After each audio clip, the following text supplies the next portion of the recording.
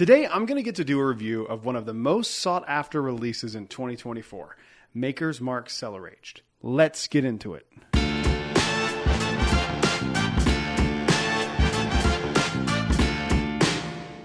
Hello everyone, welcome back to Brad's Bourbon Reviews. I'm Brad, and today, like I said, I'm very excited and a little nervous to do the review today that I'm going to do. This is Makers Mark Cellar Aged. This is apparently an annual release. If you're new to the channel here, if this is your first time watching a video, welcome. Thank you for watching. I appreciate it very much. But if it is your first time, I am not the biggest Maker's Mark fan. I did the Heart release review earlier this year, and it was honestly one of the more disappointing things I've had, at least in 2024 so far. Just not that great. It was kind of mediocre, and overall, I'm not a huge fan of Maker's Mark. I tried this last year. I got sent a sample by one of my viewers over on TikTok. I didn't love this. Everyone freaked out about how great it was, and everyone loved it so much, and I just honestly didn't feel that way. I thought it was just okay at best. I wasn't personally a fan. I know a lot of people really liked it, and if you did and you're one of those people, I'm very happy for you. And I fully admit that I overpaid for this today. So if you don't know, these are a special blend of aged barrels. This is a 15% whiskey of 12 year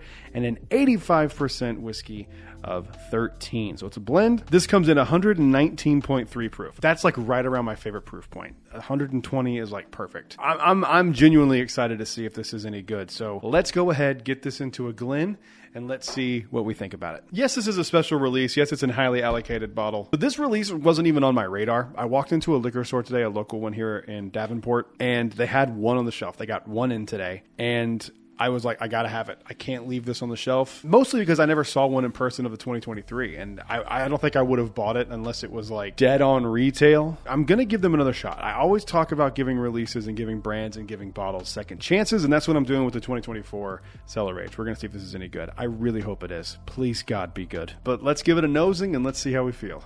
Wow. Whoa. Oh, dude.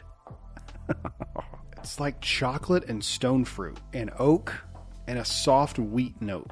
Oh yeah, Maker's Mark is wheated bourbon. That makes sense. I always forget that they're wheated for some reason. That nose is spectacular. And there's like a buttery richness caramel to it as well. That nose, I'm trying to play through this in my head because I don't want to be hyperbolic. I think this is my favorite nose of 2024. And that is saying a whole lot because I am not a Maker's fan typically. The fruit is like so forward on this. It's like fruit, chocolate, and like a oaky molasses note. Oh my God, I'm so in. That caramel is rich. It's like burnt caramel. I really like it. It is a little proofy on the nose, but it's 119 proof. It's not like there's no proof behind it. It's a pretty solid proof point. So I expect a little bit of ethanol, especially with it being Maker's Mark. I always feel like Maker's Mark has a little ethanol burn, even to like their 90 proof stuff. I just feel like there's a little bit of burn to everything Maker's Mark does. Even as much as like the BEP, which is so far up until this moment my favorite special release from Maker's Mark, even that one to me has a little bit of like a burn to it on the nose. This on the nose, I mean, like, I know we don't rate the nose. The nose might be like a 9.2 on the nose. If I don't rate the noses, which actually would be a fun video to do, the best smelling bourbons. 4 people would watch that video. The nose is incredible. Oh my God. I could smell this all day. This smells absolutely fantastic. This is kind of blowing me away a little bit already. Temper your expectations. Remember how it didn't taste great last time. Just get back to reality, Brad. Back to reality. From memory, as of right this second when I'm recording this video, I think this is my favorite nose of 2024. Let's give it a mouthing. Let's see how we feel. First reaction, it's okay. I need another sip. First off, the nose doesn't really carry over to the palate. The nose is exceptional on this. The palate is just okay. It's super oaky. It leans into the bitter, but the mouthfeel is fantastic. And the notes that are there are really solid. But they're kind of simple notes. I feel like I like it about the same as I liked it last year.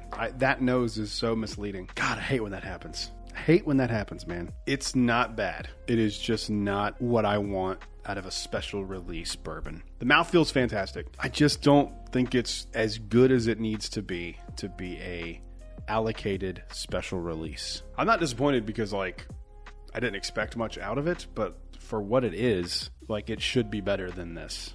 And I wish it was. It's just not my jam. It's frustrating because it's missing something. It's missing not even complexity. It's just missing specialness. I can't explain it. Like, it's just okay. I think BEP is better than this. It is better than the Heart release. I will say that. It is better than the Heart release. But I'm disappointed in this one. Very disappointed. This should be way better than it is. Makers Mark, I don't think I'm going to continue to buy your stuff. I think this one's the one where I'm done. I keep buying your special releases. I bought the Heart release, and that disappointed me. This one now has disappointed me, so that's 2 special releases in a row, less than stellar, which is what a special release should be. And it's just frustrating because I feel like you guys are capable of doing really good stuff. If you look at your wood finishing series, this just is not worth the money, unfortunately. It's one of the more frustrating releases of 2024. I'm going to try a little bit more of it just to see if it changes a little bit, because it was changing a little bit in the glass.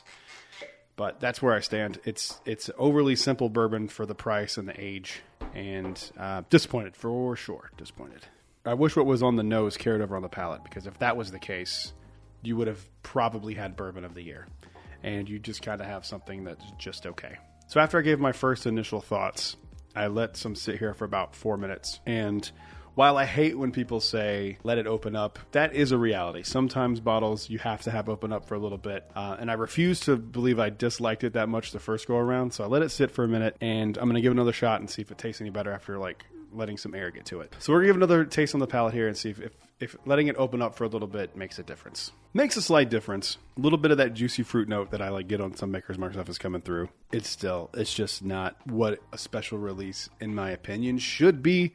I'm sure people will love this. I don't dislike it. I don't think it's like Bourbon of the Year contender. I doubt it makes my list. Unless I come back to this in a few weeks and I'm like, oh my God, it really opened up and it's really nice now, which could happen. So, with that said, what do I give Makers Mark on a scale of 1 to 10? Factoring in the nose. I do have to factor that in because it is one of the most remarkable noses I've ever smelled on any bourbon ever. I'm going to give it a 7.7. If the nose wasn't as strong as it is, you're looking at like a 6 and a 6.8 if the nose wasn't as good, especially with it being something that's so hard for people to come by and sought after. At the finish, it just falls off a cliff. Well, everyone, that's the review. Thank you guys for watching. I appreciate it very much. Please leave a like, comment down below. Is this bottle on your list of bottles you're trying to get in 2024? Leave a comment down below, and I will give away 1 2-ounce sample of this bottle to one person who comments in the comments.